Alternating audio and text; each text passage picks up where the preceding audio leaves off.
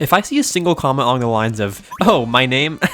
So like Emma, I will be banning you from my comments with no exceptions. Anyways, if you tuned in about 2 months ago and watched my previous episode on gender-bending episodes in cartoons, then happen to look at the comments, you'll notice a lot of people asking me to cover body swapping episodes. And while that makes total sense, I think doing an episode in the same style and doing the same thing is really boring, but I still wanted to cover the body swapping trope in some way since it was very apparent to me that it really stuck out to a lot of people, myself included. So today, instead of looking at a bunch of different examples and giving my takes, I want to go over the body swapping trope as a whole, look into why it resonates with a lot of trans people, why I don't think it's the best representation in concept, but primarily I want to look more in depth at what Your Name does with this trope and why I think it's very interesting to look at this film through a different lens. Okay, so did you actively seek out body swapping episodes when you were younger because for some reason seeing a character be uncomfortable in a body that wasn't theirs really spoke to you?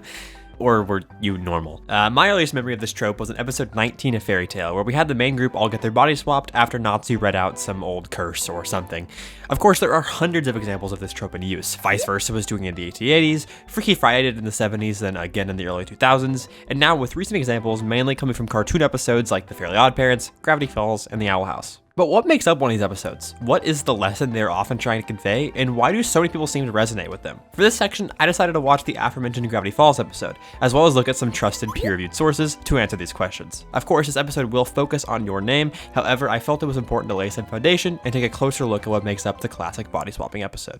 Gravity Falls episode 16, Carpe Diem, is regarded as one of the best body swap episodes, and after rewatching it, I totally agree. While at its core, it hits the exact story beats you'd expect from an episode of this nature, Gravity Falls is just such a good show, and it's really apparent in this episode. Dipper and Mabel are having an argument, leading them wanting to have their own rooms. They find a secret room in the shack and are both competing to get it. When it's revealed, the carpet of the room is capable of swapping people's and animals' bodies. This is about what you'd expect from this kind of episode. Some sort of conflict occurs between two characters, then through either some sort of magical or experimental accident, these two characters get their minds swapped. In this case, in order to differentiate between the two, Mabel has Dipper's voice and Dipper has Mabel's voice, which is fairly common.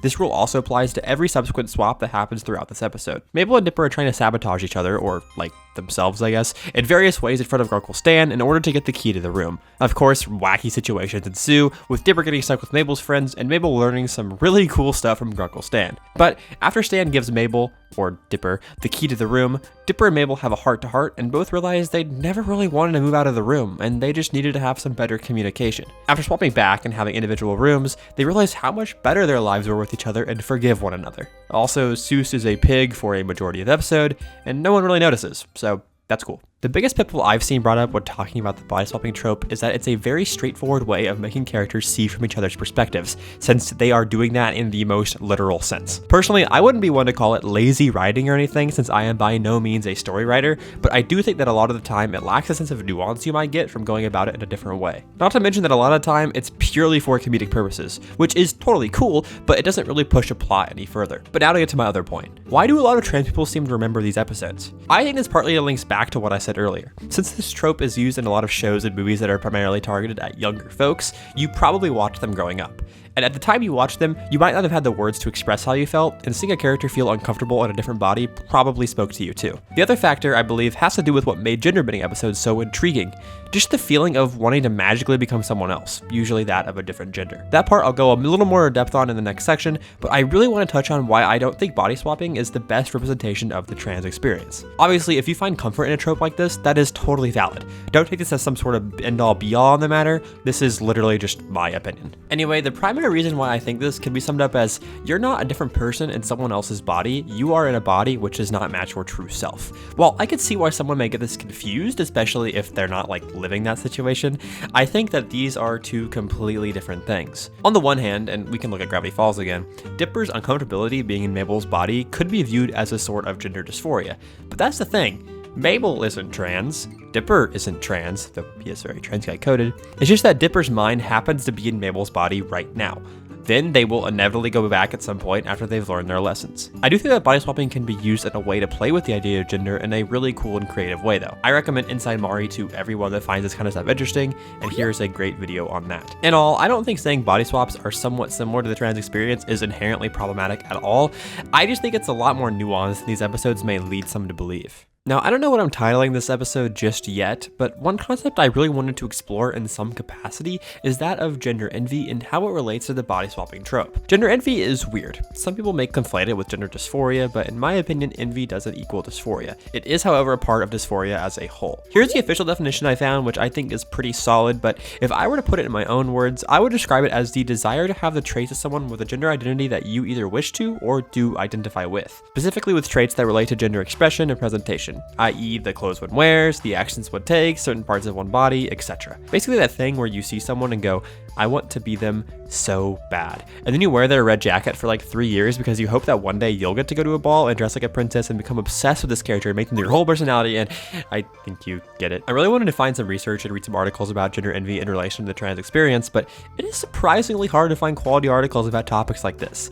I think that's mainly due to the fact that being trans is still taboo pretty much everywhere, despite what some people may say, along with the fact that it's just plain difficult to find people willing to talk that personally. Back to my point, I think specifically Your Name does a really good job at portraying the more mundane, often overlooked or completely ignored aspects of one's gender expression and what's expected of your assigned gender from society. Many cis people probably don't even realize the little things that make up gender expression, but a lot of trans people, myself included, I feel look at these traits through a much closer lens, for better or for worse. Even if you don't exactly relate with the feeling I just described, I would encourage you to keep it in mind as we go forward.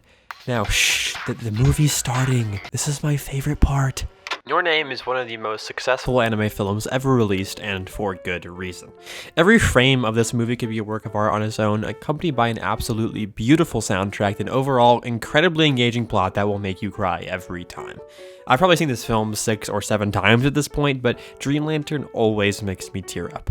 If you haven't seen it, I can't recommend it enough, and after this point there will be spoilers, so you have been warned. Let's lay some more foundation here. Your Name takes place in 2010s to the 2020s Japan and follows our two main protagonists, Miyamuzu Mitsuha and Tachibana Taki, the former being a high school age girl living in the fictional town of Itamori that's based on Lake Suwa in central Japan. She longs for living in a big city and is embarrassed about her father being the mayor, as well as performing religious acts for her family shrine. Taki is pretty much everything that Mitsuha dreams of. He's a high schooler that lives in the heart of Tokyo and just lives a modest big city life, working at a fancy restaurant and visiting cafes with his friends. The opening scene of the film shows us Mitsuha waking up, but there's something off.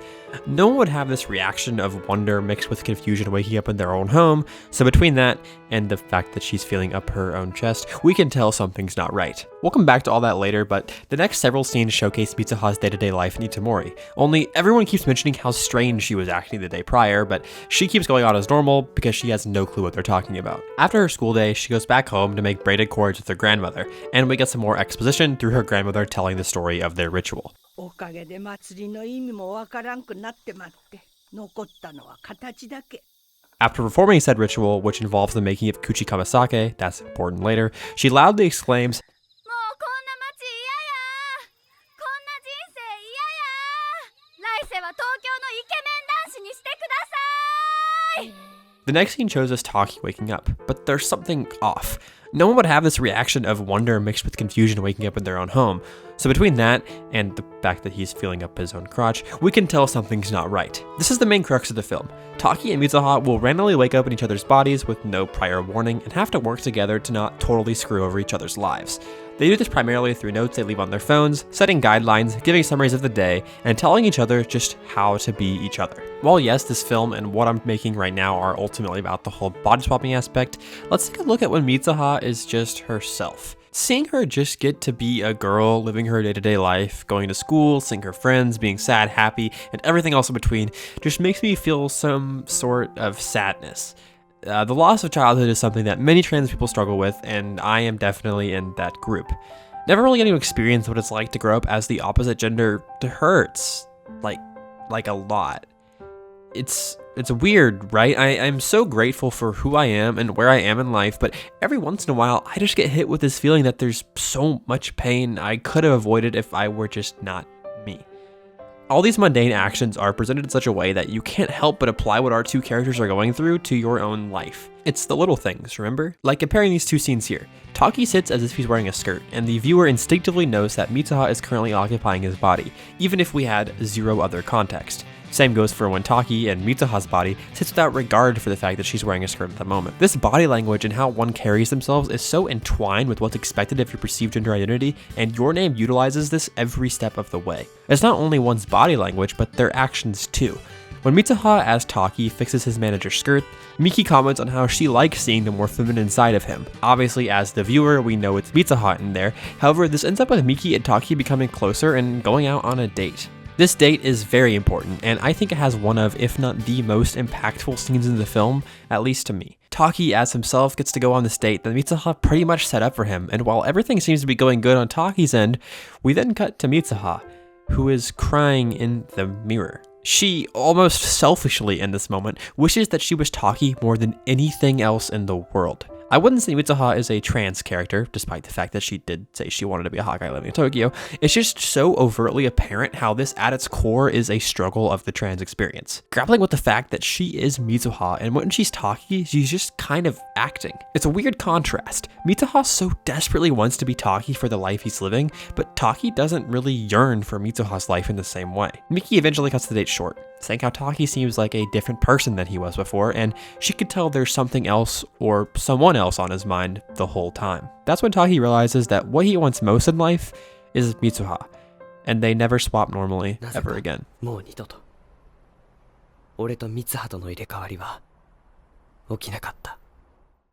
There's a comet that will be visible for the first time in a little over 1,000 years, and everyone seems to be really excited to watch it go past the Earth. It's said that the same comet struck Itomori sometime in the past, and that formed the giant lake in the center. We get to see Mitsuha gazing at this comet in this absolutely beautiful scene, but right as the comet appears to start to split apart, we cut back to Taki. He is obsessed with Itomori, though he doesn't know the name or location of it yet, and he spends hours pouring everything into his sketches from memory. He eventually gets his friend Tsukasa, who brings Miki along with them, to go where Taki believes Itomori is. After spending a day searching, they start to lose hope, until a cafe owner spots the drawing Taki is at the Itomori and tells him about the comet that split and struck down 3 years prior, that killed over 500 residents. One of which was Miyamizu Mitsuha. 絶対何かの間違いだよ。だってこの人3年前に亡くなってるのよ。つい2、3週間か前に。That's the big twist. Every time Taki swapped with her, they were actually going back and forth in time by about 3 years. I know this isn't directly relevant to the topic matter, but man, that reveal for the first time hit me so hard, and I hope I did it at least some justice here.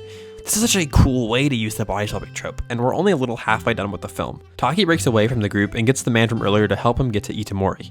Specifically, Taki wants to reach the Miyamizu shrine as he believes it'll guide him in swapping with Mitsuha again. As he climbs the summit, he talks about time and how we're all connected and intertwined through time itself, and he finally discovers that all of this swapping wasn't a wild dream. He drinks Mitsuha's Kuchikama sake, and he's shown all of her major life events as a thread of time that takes us on a journey through this really emotional sequence showcasing Mitsuha's life.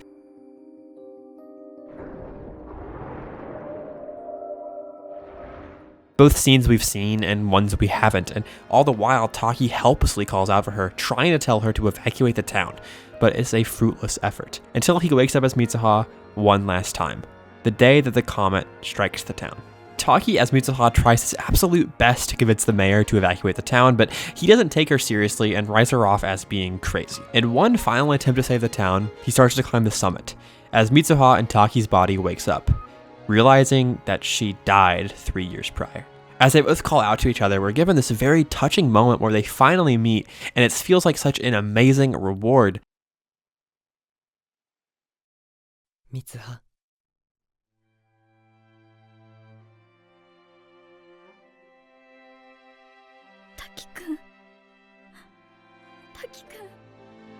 But we're not done yet. Taki warns Mitsuha about the impending doom, and in order to remember, they choose to write each other's names down on their hands.